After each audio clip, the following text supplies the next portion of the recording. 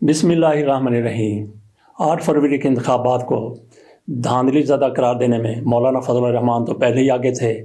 आम मुस्लिम लीग नून के लीडरों की तरफ से भी बाकायदा और पीपल्स पार्टी के लीडरों की तरफ से भी इसी तरह धांधली के इल्ज़ामात सामने आ रहे हैं। इलेक्शन कमीशन की तरफ से पूरा जोर लगाया जा रहा है कि 8 फरवरी के इंतखाबात की शफाफियत को यकीनी बनाकर दुनिया के सामने रखा जाए। फॉर्म 45, फॉर्म 47 उनकी तरफ से फॉर्म 45 जो जारी किए गए हैं वो भी मुतनाज़ा हो गए। बहरहाल इलेक्शन कमीशन जो भी कर ले, लेकिन 8 फरवरी के इंतखाबात के बाद जो कुछ हुआ उसको इलेक्शन कमीशन की तरफ से किसी तौर भी कानूनी, आइनी और जायज़ करार नहीं दिया जा सकता। मौलाना फजलुर रहमान की तरफ से अब यह कहा गया है, धांधली ज़्यादा इंतखाबात तस्लीम करना मेरी घुटी में शामिल नहीं है। पाकिस्तान में एक तबका आइन को तस्लीम ना करने के बावजूद तबलीग कर रहा है। मौलाना फजलुर रहमान की तरफ से ये वकला से खिताब करते हुए कहा गया है। और उधर जावेद लतीफ़ वो एक टीवी प्रोग्राम में बैठे हुए थे, उनकी तरफ से भी इसी तरह का कुछ कहा गया। हालांकि मुस्लिम लीग नून इन्हीं इंतखाबात की बुनियाद पर आज हुकूमत में बैठी है। पंजाब में इसकी मुकम्मल हुकूमत है, जबकि मरकज़ में इसने मखलूत हुकूमत बनाई है। जावेद लतीफ़ कहते हैं, यकीन से कह सकता हूँ 8 फरवरी के इंतखाबात शफाफ नहीं हैं। इसके साथ ही शाजिया मरी जो पीपल्स पार्टी की लीडर हैं, उन्होंने कहा 8 फरवरी के इंतखाबात की शफाफियत पर पीपल्स पार्टी को तहफ़्फ़ुज़ात हैं। तो इससे अंदाज़ा किया जा सकता है कि इन इंतखाबात की क्या साख है, इन इंतखाबात की क्या क्रेडिबिलिटी है।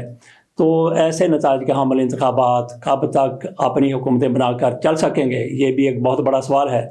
बड़ी आसानी के साथ मामला चलते रह सकते हैं, जमहूरियत अपनी पटड़ी पर चलती रह सकती है, सिर्फ़ और सिर्फ अगर इमरान खान को आमादा और माइल कर लिया जाए कि वो इन इंतखाबात को जिसमें धांधली हुई है उसके नताइज पर खामोशी इख्तियार कर लें। जबकि इमरान खान का कहना है कि उनकी 179 सीटें मरकज़ में हैं, जबकि 93 सीटों के साथ PTI वहाँ पे मौजूद है और उनसे खसूसी नशीसें भी छीन कर बाकी पार्टियों में तकसीम कर दी गई हैं। तो ऐसे में क्या इमरान खान इनकी बात मान लेंगे, जमहूरियत को चलने देंगे? फिर भी ये पाकिस्तान उनका भी है, मेरा भी है, आपका भी है, सबका है। हो सकता है कि इमरान खान थोड़ा सा दिल बड़ा कर लें। क्या नवाज शरीफ ने कभी दिल बड़ा किया था? अगर हम ऐसी बहस में उलझ जाएंगे तो फिर बात तकमील तक नहीं पहुंच सकेगी। दूसरी खबर हमारे पास है, अली अमीन गंडापुर जो KPK के तहरीक इंसाफ की तरफ से वज़ीर आला बने हैं, वो तारीख को खींच कर 36 साल पीछे ले गए हैं, 1988 में ले गए हैं। उस वक्त क्या हुआ था, अब क्या हो रहा है? उस वक्त मियां नवाज शरीफ ने पीपल्स पार्टी की हुकूमत की सख्त मुखालफत की थी। बेनज़ीर भुट्टो की 88 में हुकूमत आई थी। नवाज शरीफ साहब वज़ीर आला पंजाब थे, उन्होंने बेनज़ीर भुट्टो की हुकूमत चलने नहीं दी थी। उनकी तरफ जब बेनज़ीर भुट्टो ने पहला दौरा लाहौर किया था, मियां नवाज शरीफ उनके इस्तकबाल के लिए नहीं गए और उसके बाद भी कई मरतबा जब बेनज़ीर भुट्टो लाहौर आई तो वो नहीं गए थे। उनको आशीर्वाद हासिल थी, पुश्त पनाही हासिल थी जनरल असलम बेग की जो उन दिनों आर्मी चीफ थे, और इसहाक खान साहब जो सदर थे, उनकी पुश्त पनाही पर वो सारा कुछ कर रहे थे। जब जनरल असलम बेग और इसहाक खान तक उस सियासतदानों ने अप्रोच की तो फिर मियां नवाज शरीफ बेनज़ीर भुट्टो का इस्तकबाल भी करने लगे। एक मौके पर नवाज शरीफ की तरफ से कहा गया, उनसे पूछा गया कि बेनज़ीर भुट्टो आएंगी तो आप, उन्होंने कहा कि अगर बेनज़ीर भुट्टो पंजाब में लाहौर में आएंगी तो मैं कराची चला जाऊंगा। ये नवाज शरीफ साहब की तरफ से कहा गया था। नवाज शरीफ बेनज़ीर के अपने तौर पर जितने खिलाफ थे, उन्होंने इंतखाबात को भी पूरी तरह से उन दिनों में रौंदने की कोशिश की। वो किस तरह? जब कौमी असम्बली के इंतखाबात हुए तो पंजाब में पीपल्स पार्टी को अक्सरियत मिली, लेकिन उसके मुताबिक सूबाई असम्बली में इनकी सीटें उतनी नहीं थी जितनी कौमी असम्बली की तनासब से होनी चाहिए थी। हुआ क्या कि 3 दिन के बाद इंतखाबात थे और मियां नवाज शरीफ ने सारे DCs को हुक्म दे दिया कि किस तरह इनकी पार्टी को और पीपल्स पार्टी के साथ करना है।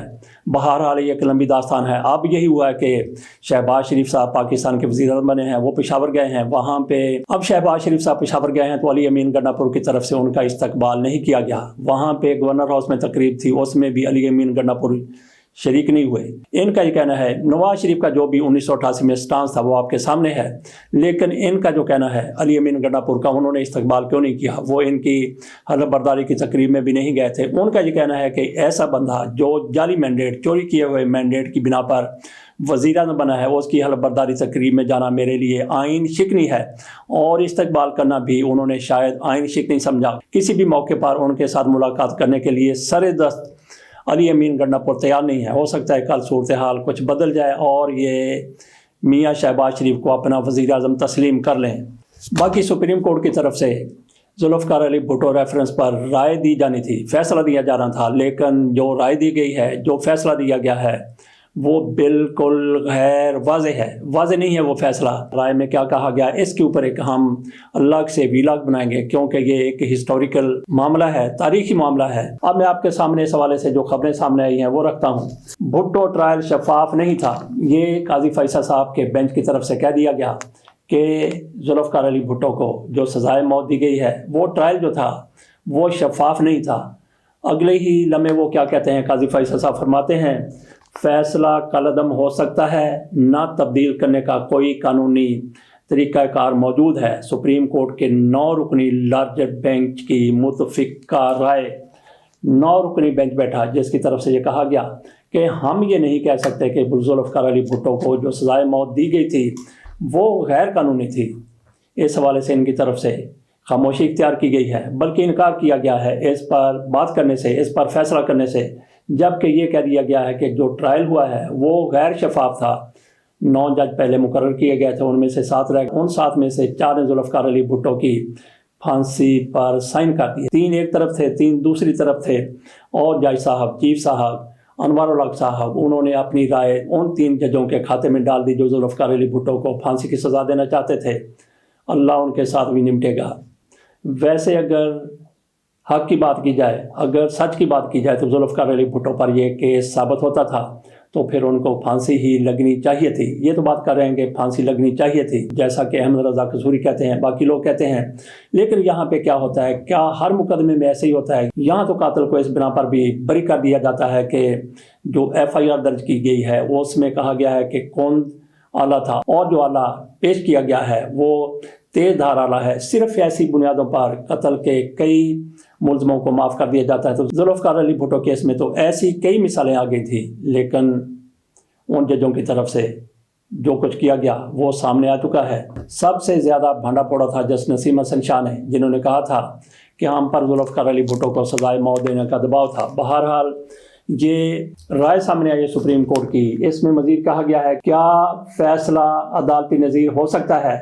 رائے یہ ہے کہ پوچھا گیا دوسرا سوال واضح نہیں، اس لیے رائے نہیں دے سکتے۔ دوسرے سوال میں قانونی سوال نہیں اٹھایا گیا۔ عدلیہ نے ڈر اور خوف میں فیصلہ دیا، عدلیہ میں خود احتسابی ہونی چاہیے، عدلیہ ماضی کی غلطی کو تسلیم کیے بغیر آگے نہیں بڑھ سکتی۔ جسٹس قاضی فائز عیسیٰ، سابق وزیر اعظم کا لاہور ہائی کورٹ میں ٹرائل فوجی عامر ضیاء کے دور میں ہوا، کسی حکومت نے پیپلز پارٹی کا بھیجا گیا ریفرنس واپس نہیں لیا، صدر نے ریفرنس دائر کر کے فیصلے کو دیکھنے کا موقع دیا۔ عدالت کی طرف سے یہ کہا گیا، یہ ہم نے آپ کے سامنے تھوڑا سا رکھا عدالتی رائے کے حوالے سے جو کچھ کہا گیا۔ اس پر ہم انشاءاللہ الگ سے ایک مکمل ویلا کریں گے VOA وائس آف امریکہ کا، جس نے غیر جانبداری سے اس سارے معاملے کا تجزیہ کیا ہے، جائزہ لیا ہے۔ اس کے ساتھ اجازت دیجیے، اللہ حافظ۔